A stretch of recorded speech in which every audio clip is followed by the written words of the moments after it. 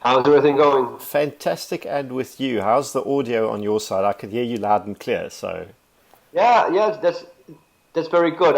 Is the sound okay? sounds perfect. Great, great, great. And So the name is Gideon, right? Am I getting it correct? that's correct. And is it Fernando or Fernando? How do you prefer the pronunciation? Yeah, Fernando is okay. You're not Perfect. going to be getting it right either way. So This is true. It's fantastic, absolutely fantastic speaking to you. And for the benefit of this is not a live podcast, obviously, so I will be doing a yeah, small amount of just editing and whatever. But I came across you by through a friend of mine. He's actually a state prosecutor here in South Africa. His name is Jaco Hoog, and he borrowed his or lent me his book. Well, the book of Surviving the Economic Collapse. A couple of years back, and I've subsequently kept coming back to it. I still have the book. I never gave it back to him. it happens so often. He wants it back very badly, so it's definitely going to be worth my while to buy my own copy. And also thanks to Rick McNamee for tagging you in and letting you know I was talking about your book. So it's awesome. It's awesome seeing you. Thanks. It's great to hear that people like it and share it and that sort of stuff. I met some folks from South Africa many years ago when they were leaving because of everything going on over there. Man, it's like almost 10 years now. But where are you in South Africa? In the capital? I grew up in the capital in Pretoria, and then about 10 years ago, I moved to Cape Town, where I've subsequently been living since. It's on two opposite ends of the country, and both places have their unique problems, obviously, and from a socio-economic point of view. But the one interesting thing about your book is when you wrote, and this is where I'm going to start asking you questions about your experiences, but when you mentioned specifically what happened in Argentina after things went south in about 2001, when you had about 25% unemployment rate and the increase in Yeah. violence and interpersonal crime in the urban centers as well as in rural areas. That's kind of stuff that we're presently living with and worse. So we are already living in the world that Argentina was in, and the Right. coronavirus lockdown isn't going to make that easier. So maybe my first question for you is, would you mind just telling us about your experience in Argentina in 2001? You were quite young then, I suppose, in your early to mid 20s, and Yeah, yeah, very, very early 20s. I was just getting married, and it was very complicated because Argentina was never the United States. It was never a fully developed first world nation, but it was kind of like a little hidden secret in South America where things were pretty much okay. It was not it was not on that level, but I mean my folks, university went to university, at an age in which most people, my parents, in their 70s, it wasn't as common back in those days for everyone to go to university, get a degree. Um, so we're like a upper middle class, and we had lived in the United States for a while.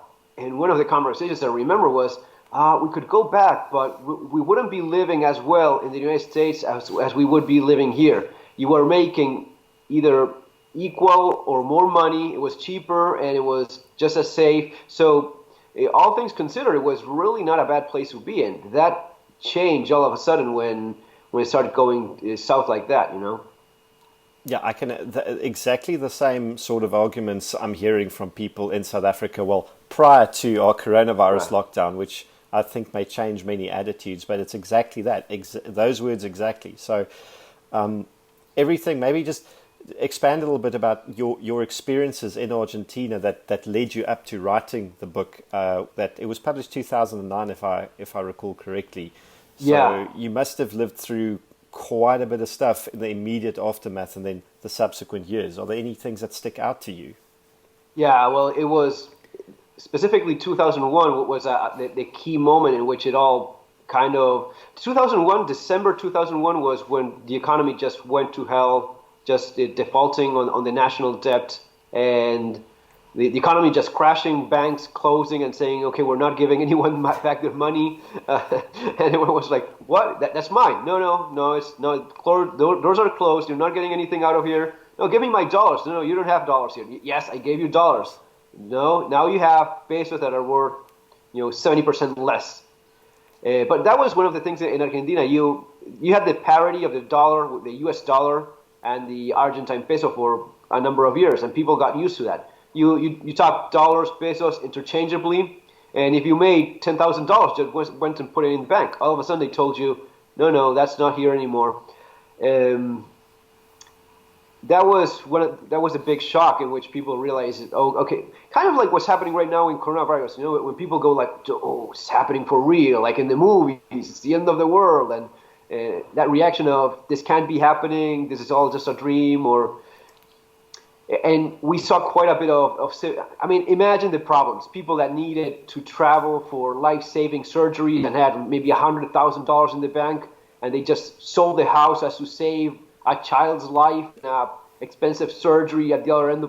No, that money is not available for you anymore. People literally died banging on the doors of banks, asking for their money. It is something that happened quite a bit. Lots of heart attacks, older folks that lost their entire savings of all their lives. So that was the typical scene.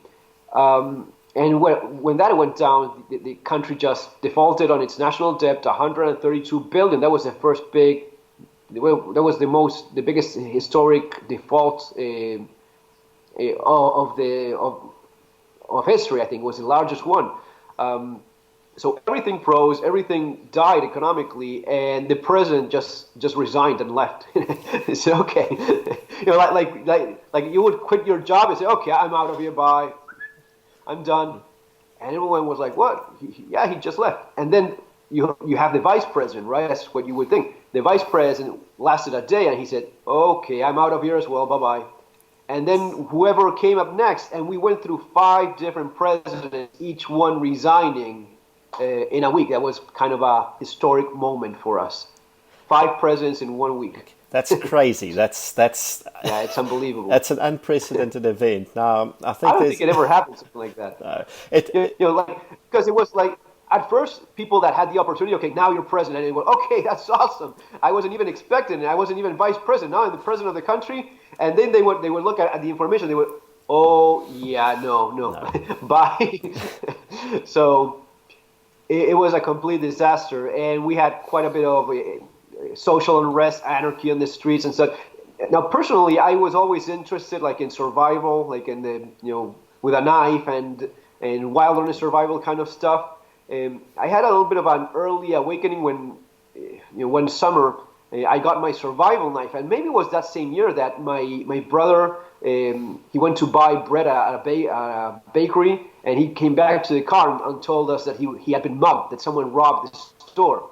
And that was at a very early age. I realized, man, there's lots of things that you cannot fix with my survival knife and a couple matches, So I started getting very much involved in firearms, and I was fortunate enough that at a very early age, I was 15 years old when I took my first defensive shooting class, 3 months, with a couple guys that, this was all just pure luck. A couple military guys that had opened a gun range.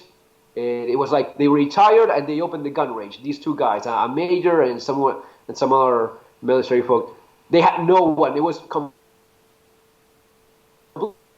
completely sign up, and it was a fantastic learning experience for me. So from that moment on, I was always interested in firearms and learning from that sort of stuff. Okay, now that's brilliant, and you actually. That story about your knife and your brother getting mugged, that is in one of the first chapters in your book, because I just reread it the other day, or I'm busy rereading it as we speak. I'm glad I wrote it. No, it's there. So what I'm going to do is I'm going to put a link to your book, the Amazon page for buying it in the description. So when people can get Amazon stuff again, they can order it. I actually saw your post on Facebook about people needing to order stuff now before they implement further restrictions. Yeah, because I have my latest book is actually I have it this one, which I'm going to be plugging it shamelessly here, but it's this one, Street Survival Skills, which is a lot of the stuff that Well, you saw in the first one that I don't have any graphics. I don't have any. So I talk about stuff, but I don't show how to do a lot of that. So in this last book, I used lots of sketches, drawings, that sort of thing, so as to explain techniques, stuff that I learned in classes, or stuff that I did. And I did a Spanish version of that book, which is selling awesomely well, and I think it's the number one selling survival book in Spanish. They cannot get it, so they're sending me messages of, yeah, that's fantastic, but we want to buy it and we can't. And all I can say is just wait until this is over, because there's no way. Amazon is not shipping lots of things these days. No. I think they stopped shipping in France entirely. I think they did. I think that was one of the articles you may have linked, is that someone commented that they stopped shipping in France totally. How difficult is it as an author to have your written publications converted into like Kindle or ebook format? No, I mean, I was just talking, it was last week, with a big publishing company. They called me because they have like a chart of some of the best-selling books, and they wanted, who's this guy that's selling crap load of books, and he's no one, he's not with anyone. So I got a call from one of the biggest publishing company, and she was like, could I have a book so I should check it out? And yeah, sure. And she was, it has lots of stuff. It has lots of stuff of violence and guns, because that would be like, that wouldn't be cool. And I said, yeah, it has a lot of that stuff. Yeah, that's why it sells so well, because people don't like your crap. I never heard back from her. I doubt I will. I mean, hopefully, you never know, but. The thing is, these publishing companies, they don't like a lot of the stuff that is a little bit maybe politically incorrect, or a little bit less. It is what it is. No, unfortunately, no. I kind of wondered about that and what the difficulties are, but there you go. That explains all of it. So, which part of Spain are you presently stuck in? Like in the south, like the southern, the Costa del Sol, which would be like the southern part. And I specifically chose this. This is a lot of the stuff of the research I did before leaving Argentina. That's the stuff I wrote in my second book, which is called Bugging Out and Relocating. I did a bunch of research as of which countries are best, why would that be, which would be the things I would be looking for. Does it matter if it's safe, if it has good health care, what kind of climate you have, what kind of social stability, what kind of economy. So when you look at all those things, you realize pretty cool stuff. And I was living in Northern Ireland for a while. That was a pretty nice place. Weather sucked, though, and that got old. I loved it there. I love it here as well. I'm used to moving. When I was little, we moved a lot, so lived in the United States as well. But one of the things I was looking at here is that even though it's more of a touristy place, the actual population is quite low.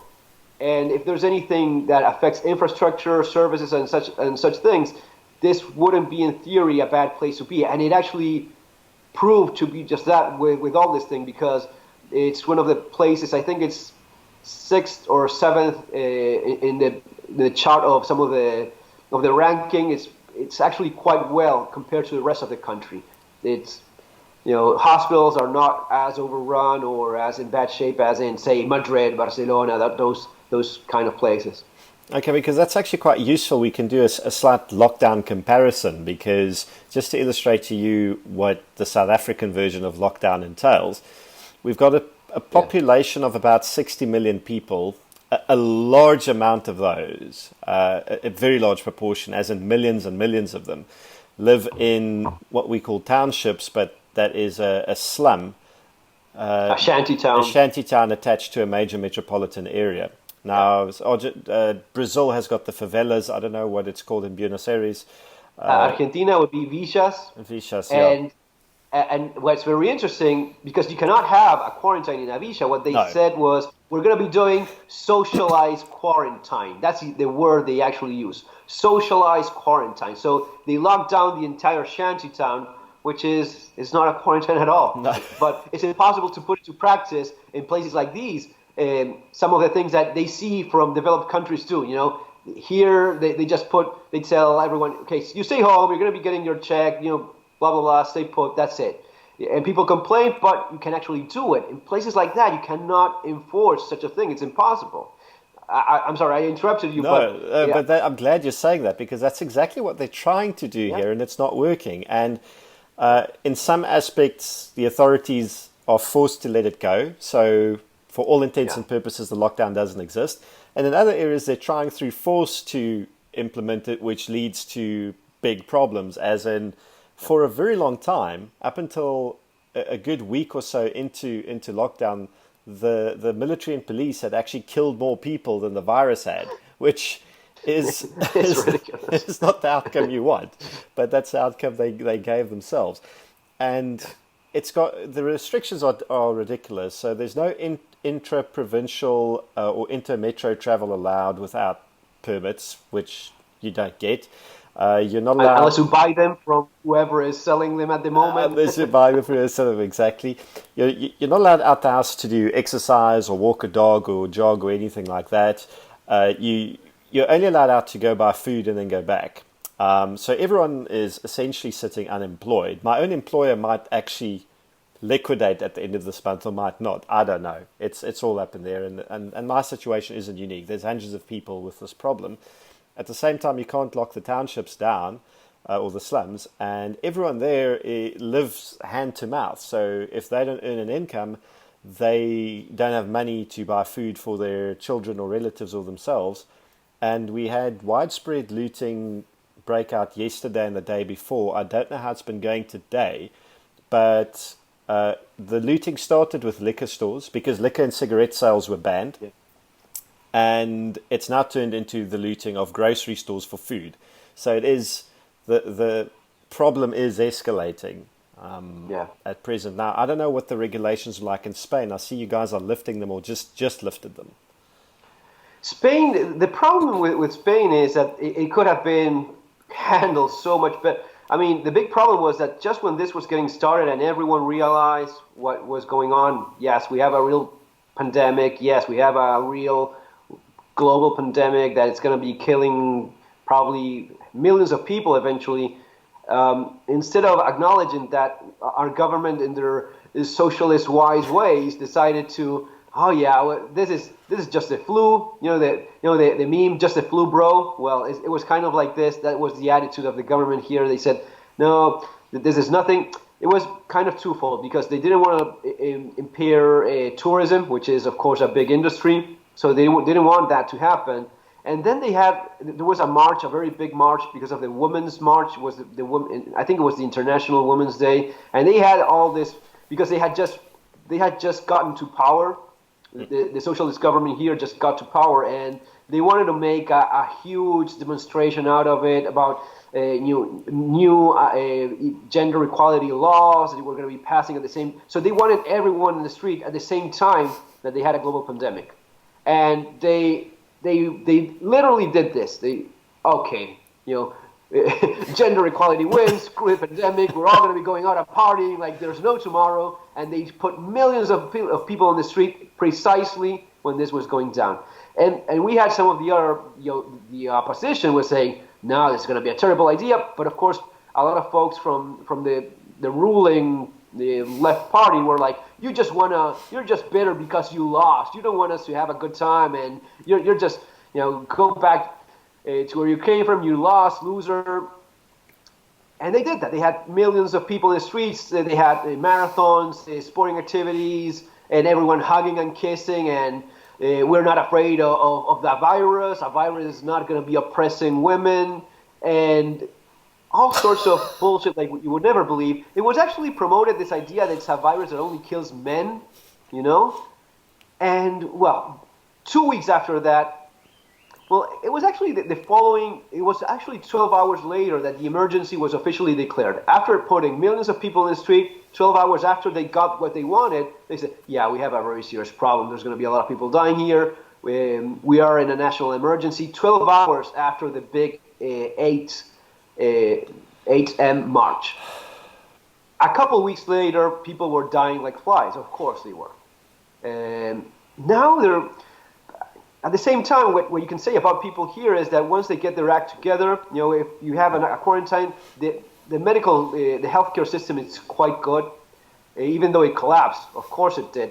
But, a huge effort was made, and now it's stabilizing, and we're supposed to be hitting the flattening the curve and hitting the top of it. But it could have been avoided to such a. Could have been handled like Germany, like any other civilized place that had the resources, but they didn't have the political will to actually do it. No, that's unfortunately. That's a stark contrast, I think, to how we're handling it. I just had to laugh at the story you told me about how it was politicized before. I think society realized how big a problem, or the potential of it being a problem. Locally, what I think we're worried about where we presently are is that the economic consequences of the shutdown are going to be massive, massive, massive. And that where we're already in a situation where Argentina was in 2001 and just after, it's now going to probably get significantly worse. So one of the questions I was actually asked to present to you is the average middle-class person in South Africa. Let's say you've got a little bit of savings, you have some guns and ammo, you have a reasonable vehicle and a couple of other things. What realistically can you add or see as essentials to concern yourself about to weather the storm a little bit, a bit better than without it? Yeah. Sure. For this specific storm, the thing you need is a mask. Yeah. that is quite painfully obvious, and I've been promoting this don't even bother with a face mask. Just get yourself an actual mask that lasts for months at a time. Those little masks, the surgical mask or the respirator things that are used in hospitals, that's fine and good, but it's not. You'll still have to go out, do a number of things. You probably still have to work, and whenever you're out and about, you have to protect yourself as best as you can. And I use one right here. I mean, now everyone is using one here. You barely go out and see someone that's not using either a homemade or some kind of improvised mask of some kind, and eye protection as well, and gloves. So 19 out of 20 people are wearing something. That would be one of the first things I would try to procure as fast as. It's probably very expensive or very hard to find one right now. I think it might be difficult to find, but we are going to start lifting import restrictions and things like that, so it might be possible. I don't know if it's convenient for you, but could you possibly maybe just show us what your mask actually looks like? It's always a little bit easier to have a visual representation of the device. Give me just a second. I have it. Perfect. I have it right here. Perfect. I'm just going to fill the dead air with some commentary, but here we go. So this is the one I wear. That's a proper mask. Yeah, it's a proper mask. It's a general service respirator, and I got it like 6 years ago, something like that. So it has your military grade nuclear, biological, and chemical filters, and you have a good field of visibility, and this is it. But you don't need something like this. Is going right now for like $300, give or take. Yep. So these are expensive right now, and that's on auction. So they're paying probably above that. But you can get a 3M gas mask and just get a good particle filter. That's what I've been advising, because one of the things I realize is, and this is probably the same in South Africa. South Africa and Argentina are very similar in terms of very fragile economy, lots of poverty. So there's lots of similarities. One of the things I realized was when I was telling people, get yourself a gas mask, they were, but they're kind of pricey. I was like, you don't understand. There's no stock of that anywhere. In terms of the United States, in terms of Europe, they sold out everything. If you can buy it, they were like, but it's like $30. And you don't understand. That's just, I'm amazed they're even selling it at those prices. If they had an ounce of brain, they would be exporting it for twice as much easily, and everyone in Europe would be buying it because that's what they're doing. Buy it right now. Don't wait any more time. So a lot of people, and they were sending me the messages on Instagram, showing me the pics.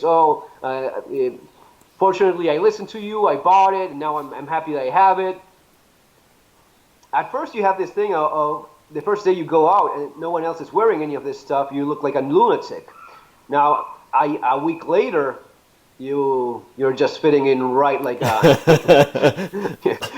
you're sitting pretty with your face mask because everyone has something. Everyone is wearing something. And one of the things they're doing in Argentina now, it's mandatory because if not, you get a fine, like an $800 fine if you're not wearing a mask of some kind, even a homemade one. So again, like in your case, like in South Africa, they go from one extreme to the other. They ban things. First, they tell you it's not working and there's no point in having it. Then it's mandatory, but they fine you if you wear the ones that are used for doctors. So if you have an N95 mask, that's as bad as not wearing it. You're fined for wearing a material that's only reserved for medical personnel. It's that kind of madness and lack of. Argentina is in a very similar situation in terms of what you were describing. The economy was already about to fall apart again. It kind of unofficially defaulted again, and it took a big hit. The currency devaluated a lot in the last year. Specifically because what happened was that the previous president that was from the opposition, he lost, and the guys that were running things from 2001 came back. It's actually the same Kirchner government as before is back again with a vengeance. So they're doing things like madmen. Of course, as soon as the market saw that, they just went, okay, you obviously don't want to be reasonable people. You want to go the way of Venezuela. So we are leaving, and money escaped out of the country like you wouldn't believe. The currency devaluated like 40-50%, just a matter of months. And yeah, now it's that plus the virus. Now what they're doing is they're hiding the numbers. Obviously enough, I was just reading right now. There's just a couple hundred deaths, and they're just not testing. How is it over there? Are they testing people, or do you have any believable numbers? Okay, so we're testing people, but the numbers aren't believable because we frankly do not have the resources either from personnel going out to do the actual testing to the laboratory capacity that doesn't exist to actually get the results out. I mean, before it became widespread, if you went to have yourself tested, you could only expect your results in 7 to 10 days. Now they've ramped up the testing, but I don't think they've expanded the facilities. We just don't have the human capital to do this sort of thing. And the economic one to buy the tests. Exactly. It's expensive. So the major problem with this is to lift our lockdown, they've attached a metric that if it's more than 90 new infections every day that they detect, then the lockdown's going to stay in place. Whereas the growth of viral infections very likely far outpace our ability to test or our rate of testing. So it's a stupid metric. They should rather measure what strain the virus is putting on the health resources and how many people are actually going to hospital and ending up in ICU, which isn't a lot. The healthcare resources are really not being strained at the moment. I can't tell you why. It hasn't been worse. What's hitting us harder right now is the economic consequences of locking down, and it's there's a lot of alarmist rhetoric. On the one hand, people say, okay, we've got two choices. We're either going to have lots of dead people or lots of poor people. Whereas at the moment, if the virus is as deadly as the worst hysterical people are telling us it is, we're going to end up with a lot of poor and dead people, which is not going to be a very stable society. Everyone is kind of in the same place in that regard. Everyone is struggling because I was listening to what Trump was saying. He has his moments, but every once in a while he was saying, I have to balance if I open the economy or people die, which one. So you have to weigh those two and see what's the sweet spot of, okay, we're back in business, or, I did too soon. Lots of more people are going to be dying. People die every day. People die anyway every single day. But when you have thousands and thousands of people dying on top of that, that's a huge no-no. It just looks awfully bad, and the social consequences of that are terrible. I have friends in UK, and one of them was telling me that like a month ago, she got tested, and she was not giving the results. She was just told, no, we're not giving people back the results because now it's government policy that you don't get back your results. And she was like, she works in the pharmaceutical business. She travels a lot. She says, I'm pretty sure I have it. So she got tested, and when she called so as to know what was her status, if she was infected or not, they told her just this: no, we're not giving people the results anymore. This was in UK, not in South Africa, not in Argentina. And they told her, listen to this, we cannot give you the test, but please do stay quarantined. Do stay in quarantine. Assume you have it, but we cannot tell you have it. You understand? Look, and they hung up. Everywhere it's crazy now. No, everywhere is crazy. It's absolutely not just off the charts. Yeah. So we're looking at very interesting consequences after this. After this becomes, everyone's talking about the so-called new normal. I don't think there is going to be a new normal. We might all return to normality entirely, or we might live in a weird world that's not going to be the same. And I actually had two of my readers ask me additional questions that if I have time to ask you, and I think we're doing pretty well so far. So a guy called Andres asked me regarding I presume medical equipment, what was the most sought after medical thing? I presume this was now in lockdown or in Argentina. It refers specifically to antibiotics or pain medication, etc. Yeah, those would be the typical ones. You want ibuprofen, paracetamol, those two are the typical ones that you would have for pain, fever, and inflammation. And of course, look at what's happening now. Now we're realizing that ibuprofen has a pretty nasty reaction with the virus. So one of the things that happened to me, I had a good amount of both. But realizing that only one of those would be useful in this situation, I hurried and bought a few more boxes of the stuff that works. I have my wife, I have 3 kids. So we need a good supply of that, especially if we cannot use half of the medication we have for fever.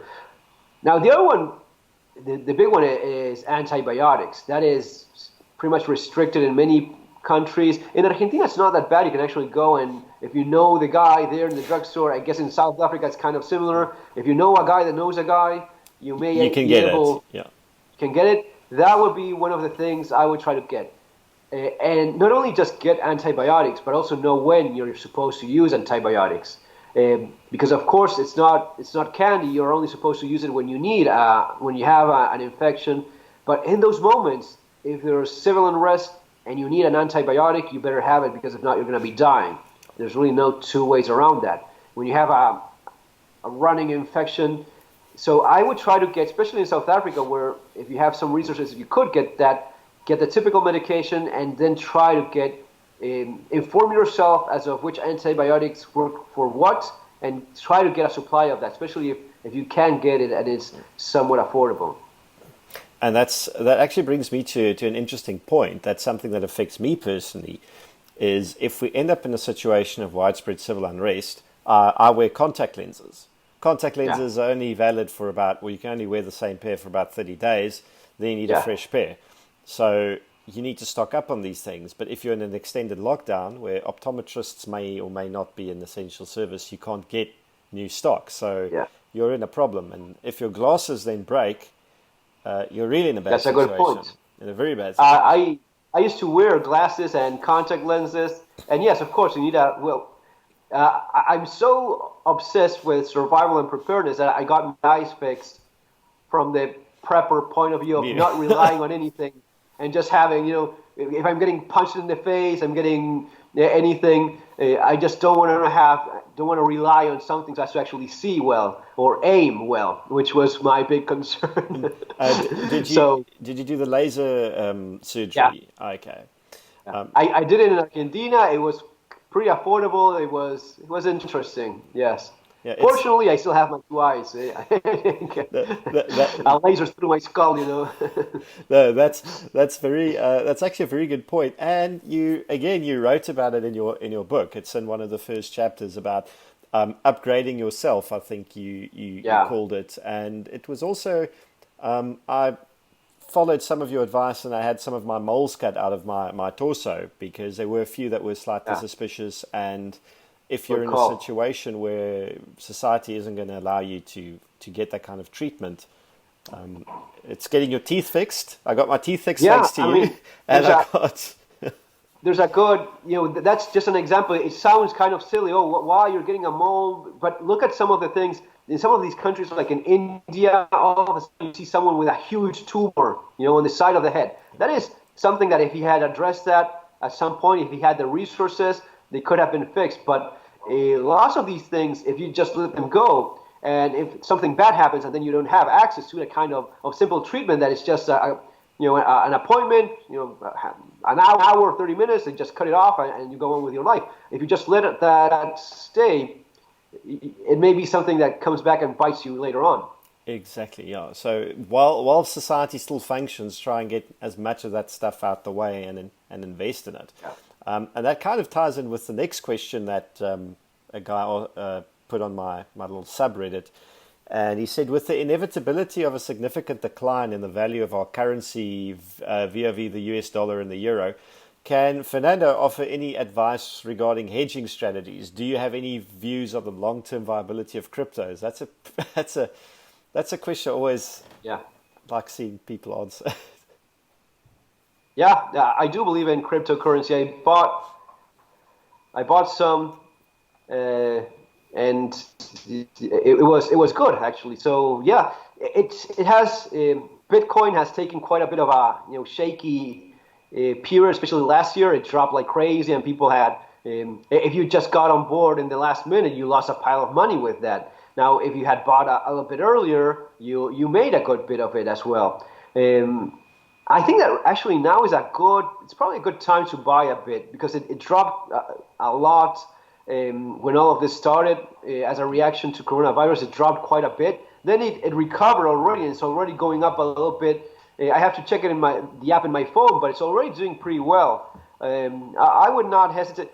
With crypto, you have to be careful not to put anything you're not willing to lose. At least that's the way I go about it. I think that's a very sensible answer because Yeah. I actually had the privilege of having a one-on-one discussion with one of our leading economists in South Africa. His name's Dawie Rutt. He actually made the prediction that if the lockdown is extended into a month or 2 or 3, that we would actually have an apocalyptic situation, is what he called it, with blood in the streets and the country burning down. Yeah. And he said that South Africa to him would be a wonderful sort of crucible or testing ground for the viability of a cryptocurrency actually becoming a parallel payment system, because the population is quite educated. We have access to the internet and technology, and we're relatively young. So using cryptocurrency as an actual currency could happen. It's not a guarantee, but it could.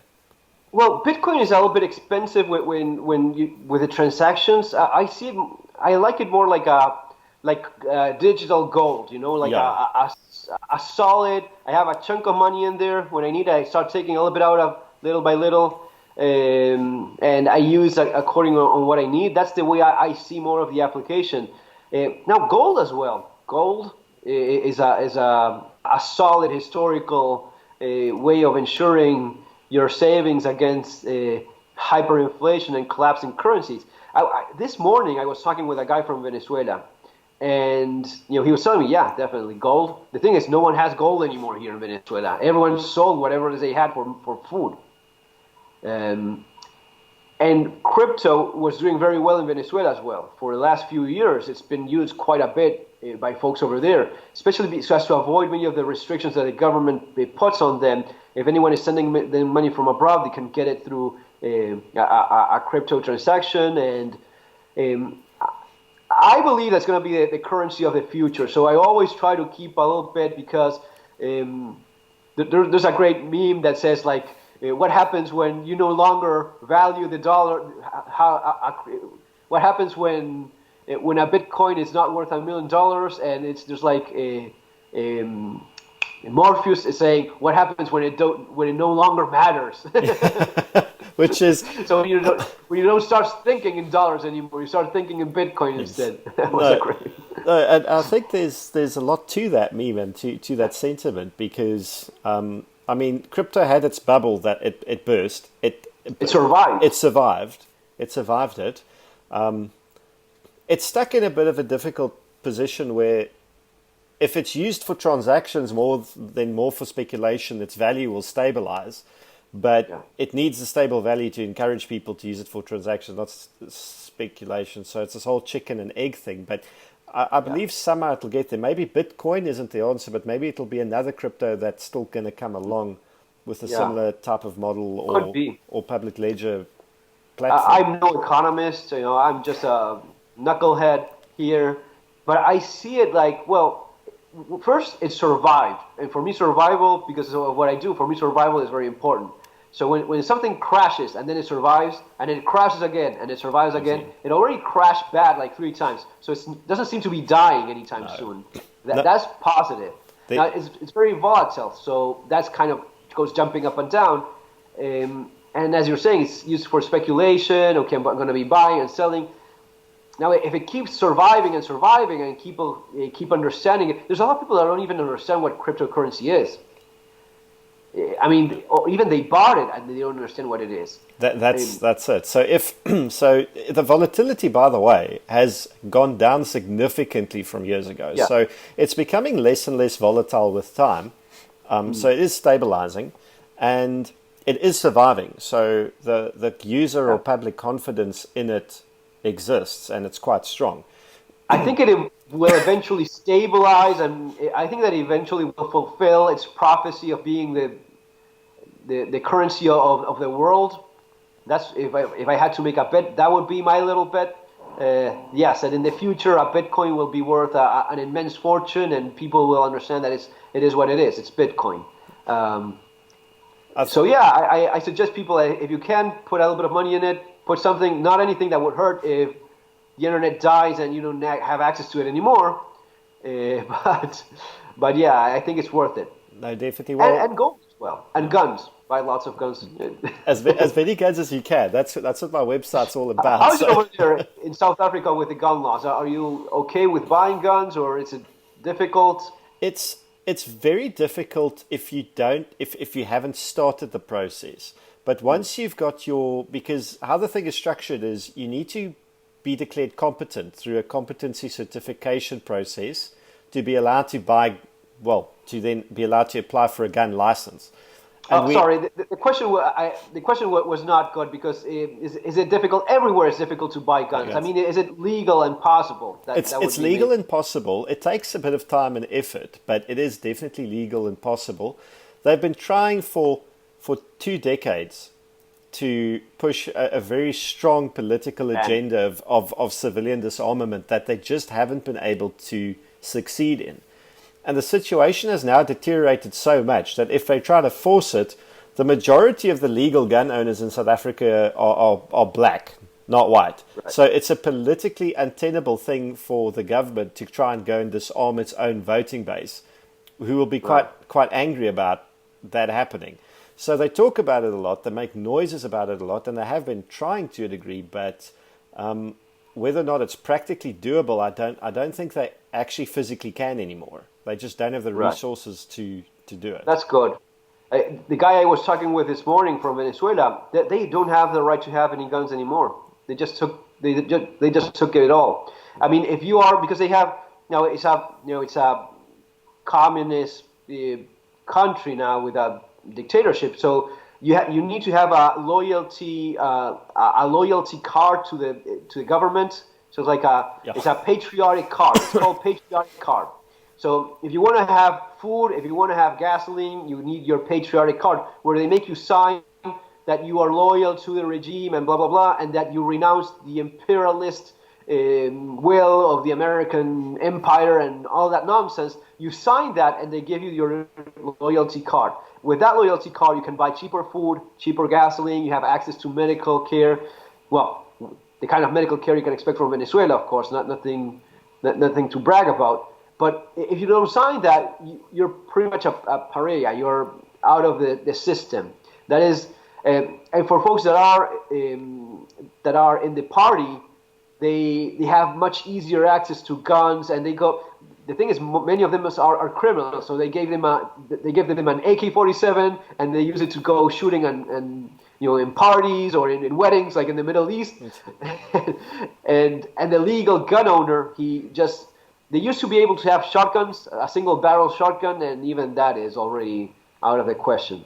It's absolutely terrifying what you're telling me now. Is I wasn't aware of the fact that they actually had to have some sort of pledge of Yeah, allegiance to their government, and that yeah. they've issued Pledge of Allegiance, yes. a physical token or a card that they then have Yeah. to use for purchases. That's a frightening display of tyranny. That's incredible. In Yeah, a that's like a country, cartoon version of tyranny. That's the thing you would think it's even stupid to try, but they do that. And he was telling me I didn't do it. I didn't submit in that way and humiliate myself in that way. But they want you to break completely and say, okay, I'll sign your stupid paper and I have my patriotic card now. But you signed it. You broke. They broke you. no. That's kind of the mental game they want to play.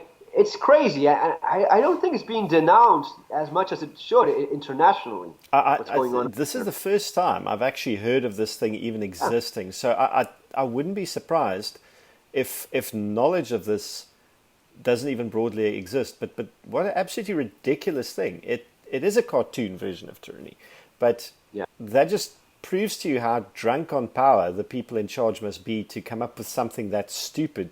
It's like a high school bully. Yeah. Well, the guy Maduro it's just a joke of a person. I don't.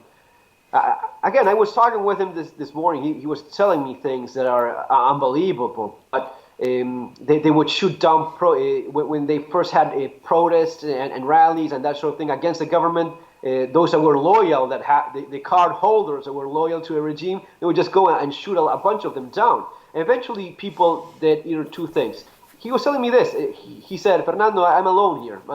My friends either left or they died. They got killed in different, either in protests or in crime events, or they just left."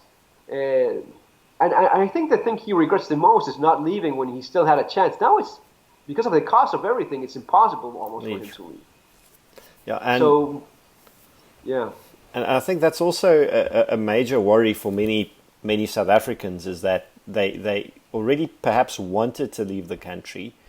The global economy is not going to be in a good place after the response to the virus. So your opportunities for immigration are going to be fewer. And I don't know where Venezuelans go. I presume there is somewhere nearby a neighboring country that can absorb you if you leave. But right. The South African situation is our immediate neighbors are all worse off than we are. So Botswana is doing okay, but they're not exactly a up-and-coming economy that has space for a bunch of financial refugees. Mozambique is a complete mess. Zimbabwe I don't even need to talk to you about. I think you're well aware of how bad the situation is there. They're surviving off food aid, and then Namibia is their lot is directly attached to ours. So if we suffer, they suffer. It's going to, if it reaches a situation that's as bad as Venezuela, there's going to be a lot of people trapped here that will not be able to leave. That's the thing.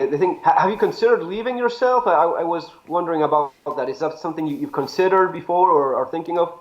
I have considered it, and I think I consider it every single day. It's just a difficult thing to pull off because many of my skills aren't directly transferable to, and I think that's the problem that many South Africans have is you may be highly qualified, but there are so many artificial barriers to entry in the West. For example, if you're a South African medical doctor and you want to practice medicine in the United States, they effectively force you to almost redo your qualification to a degree there. It's the same. I'm an airline pilot. If I wanted to go fly in the US, I needed to do an FAA license. Oh, you're a pilot? I'm a pilot. Yeah, I fly airplanes. Well, I used to fly airplanes for a living. I don't know if I still do. I'll find out in a few weeks. But if I wanted to go there, I'd have to get an FAA license, which costs a lot. It's about $12,000 to do the conversion, and then you'd still need a green card or a work visa to get a job. And Europe's not any cheaper. So you're stuck. And Yeah. there has to be some way for you to pull it off. Have you looked into Australia maybe or something like that. Australia is just as difficult. The options that most South Africans pursue when they go overseas as pilots, for example, is they either go to the Middle East, which is Qatar or Dubai or Abu Dhabi, or they end up in Japan because Air Japan and Nippon Cargo Airways took a lot of our guys, and Ryanair, funny enough, in Ireland took a bunch last year. I knew some guys, some South African guys in New Zealand, some South African people in Northern Ireland. Yes. Yeah, so there's some there, and then obviously there's still a lot of immigration to Australia and New Zealand that used to happen. I don't know what's going to happen now after this, and I think that brings us to the very important question: is, as a survivalist, with this massive unknown regarding the economic consequences and the stresses of that, what are a few things that you are most concerned about going forward after this virus? Well, I'm mostly, well, first of all, the virus itself, we don't even know exactly what it is. We don't know if we'll have to live with this thing for the rest of our history, and it's just going to be like, I mean, we accept that if you get cancer, there's a good chance you're going to be dying. We accept that if you get the flu, it's a little bit less, but yeah, we understand that the flu kills X number of people every year. Maybe now we'll have to accept that besides the flu, you have this thing that's going to be, okay, he just died of coronavirus, you know. If that's the case, we're going to be seeing our history. It's going to be divided between before and after this event. You'll just have to, we were talking about this with my wife, you'll have to get used to wearing some kind of mask when you go to certain places, and you'll have to take into consideration a little bit more before traveling or going to some big gatherings of people, because there's going to be a greater risk. Life goes on, but it's going to be a little bit crappier than it was before.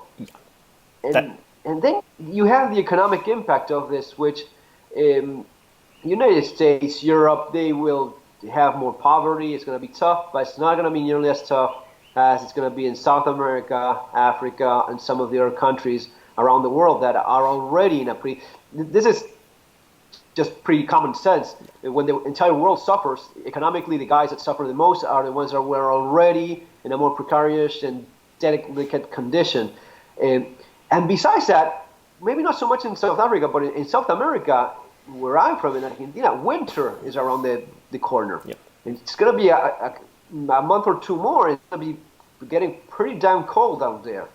You know, snowing, and it's the worst possible combination so as to go through this. But economically, I think the entire world's going to be suffering, and specifically developing nations, countries that are in more poverty, are going to be seeing a lot more of that, a lot more of the civil unrest they're known for, and it's going to be messy. It's not going to be an easy time for anyone. I'm usually the positive survivalist. I'm always everyone is, it's the end of the world.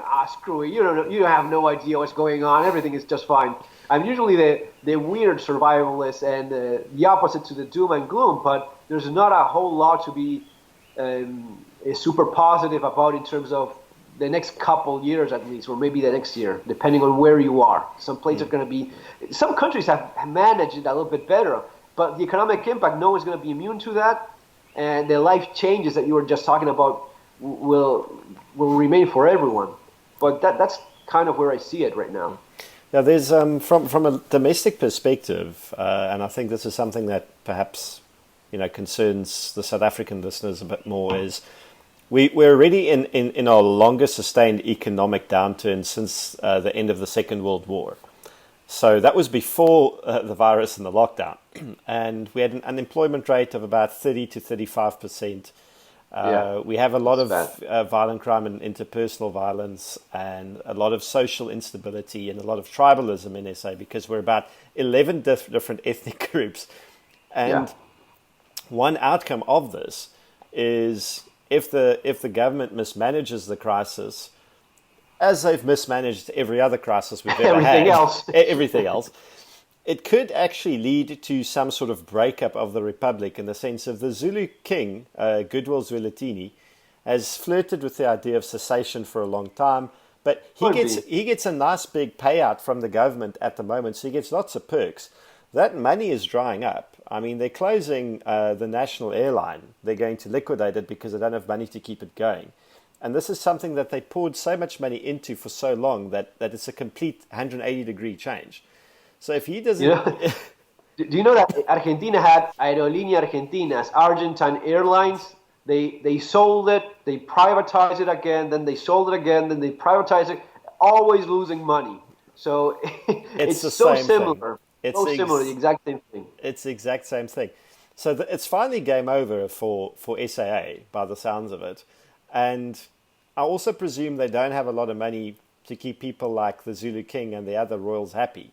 So if he decides, due to the crisis and due to the economic consequences, to take his kingdom and secede, he'd actually do, in my opinion, a fairly good job. He's quite capitalistic.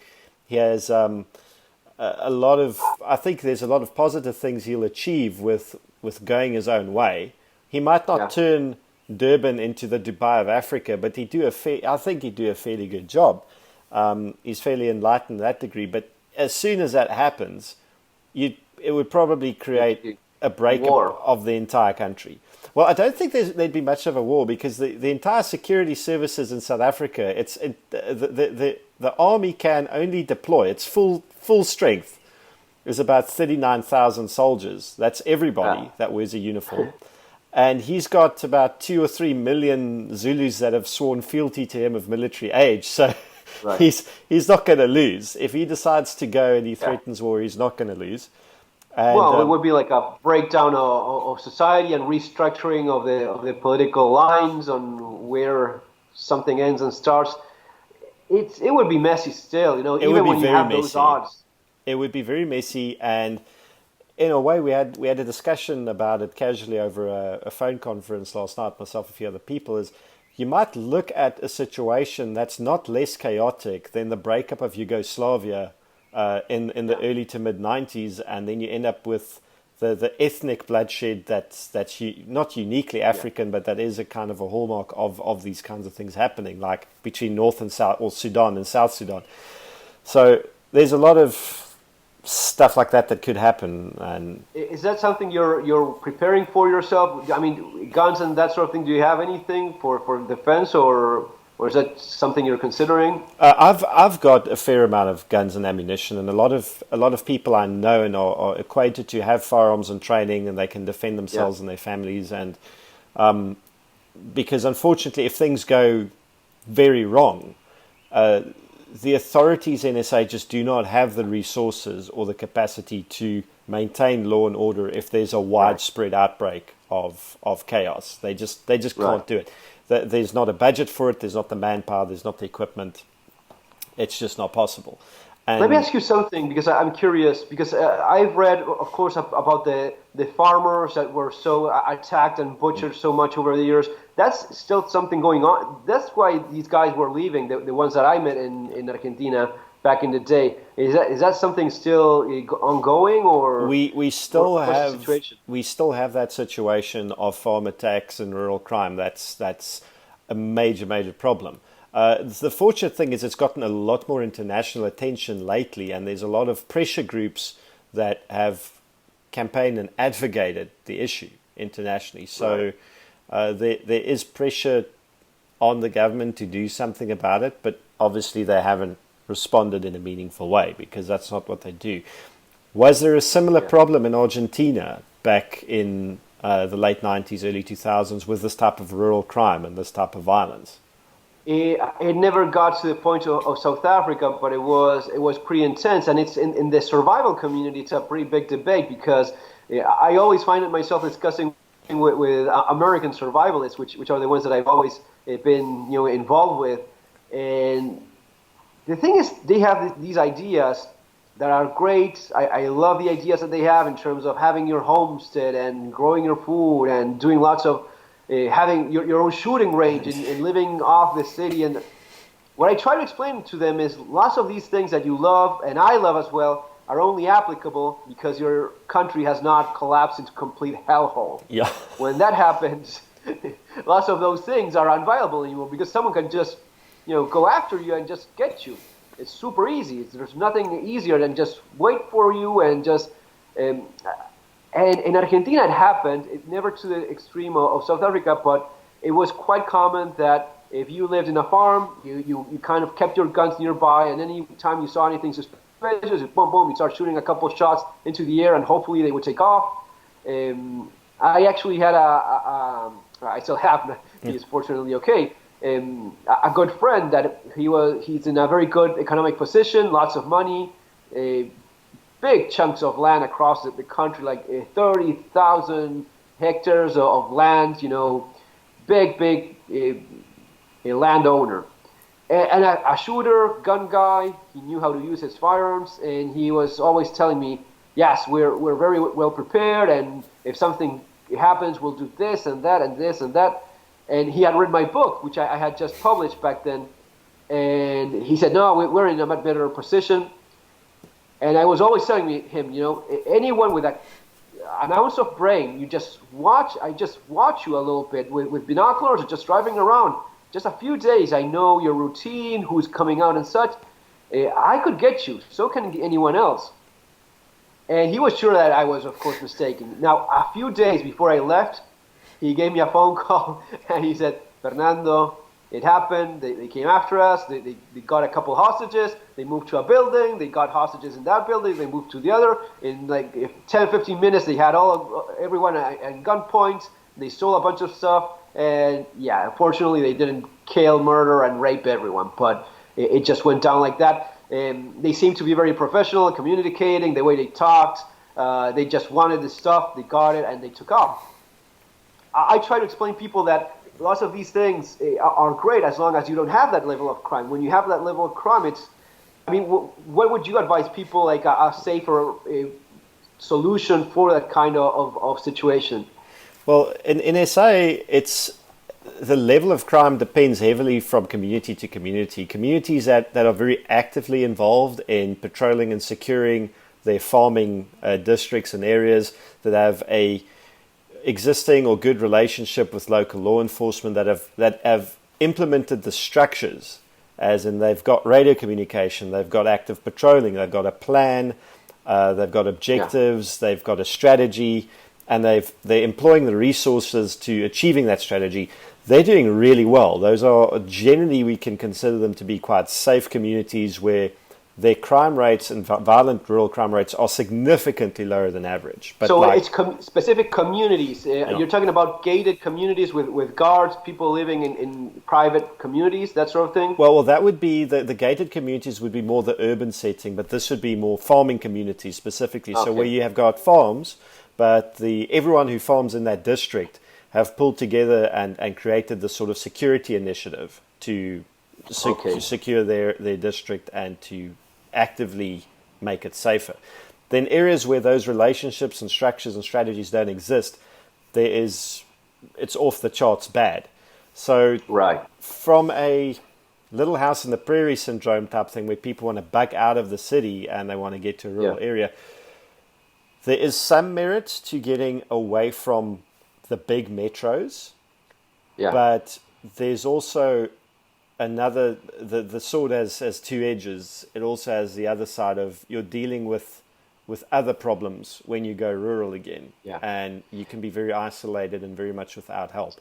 I think you have to organize. You have, like you were just saying, organizing is key. The guy I was talking this morning from Venezuela, he lives like in a gated community which has security, and that's kind of like the only place that's somewhat safe in Venezuela. You have like a perimeter, and when you go in, you get your name registered, who's coming in. If someone is visiting, he gets stopped in the gate. Now the thing, I couldn't believe this, but he's telling me that the guards don't have firearms anymore because the government took the guns from the security guards. So the security guard can only hide when something bad is happening, just try to call the cops and hope for the best. But that's the ridiculousness of the situation over there. They used to have like response teams that they would have like a good security firm or security company would have like a response team, a reaction team, and if something happened, they could show up there with guns. Now they're all disarmed, so not having the guns is where it's at, That's very true, because we have a thing where we say you are always your own first responder. Nobody else is going to get to the scene of the crime before you if you are the intended victim. And if you don't have the capacity to project force at the people or personal people who are trying to kill you, then calling the cops is going to be it's going to be meaningless to you.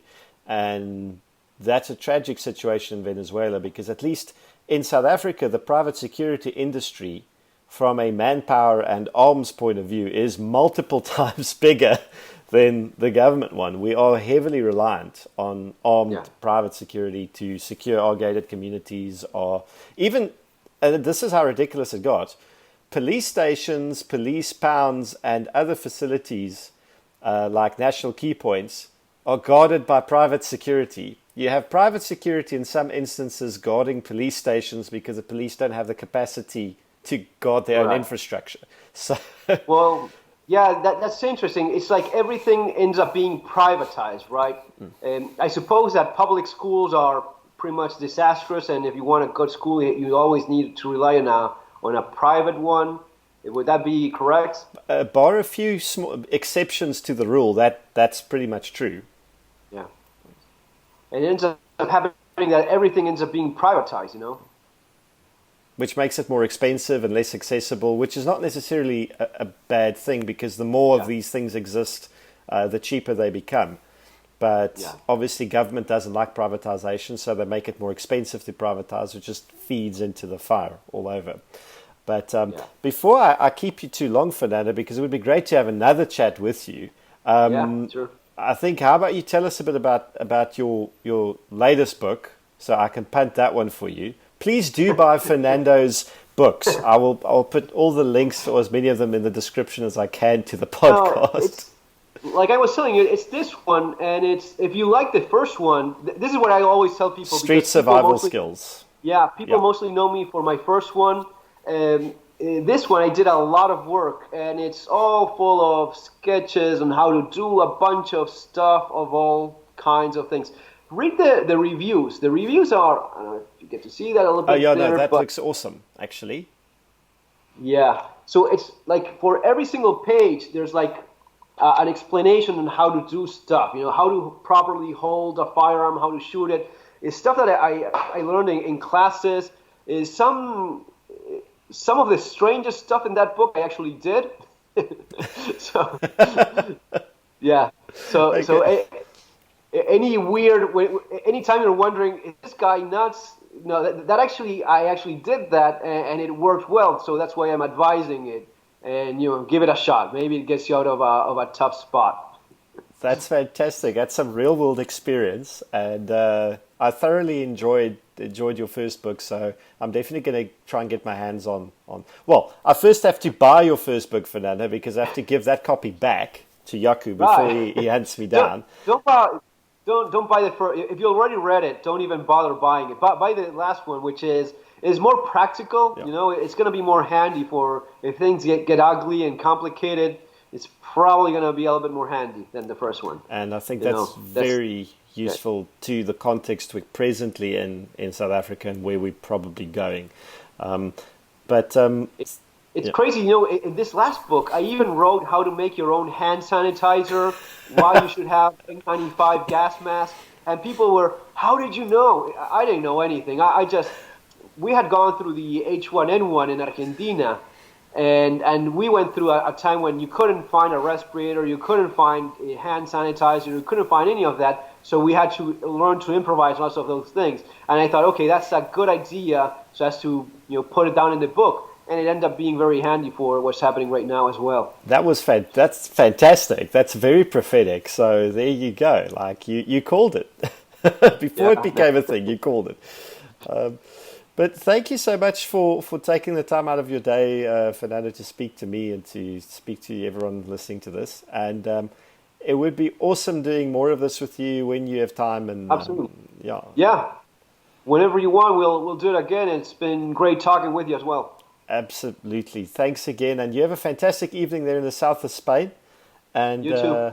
We'll chat soon. Cheers, Fernando. Thanks. Bye.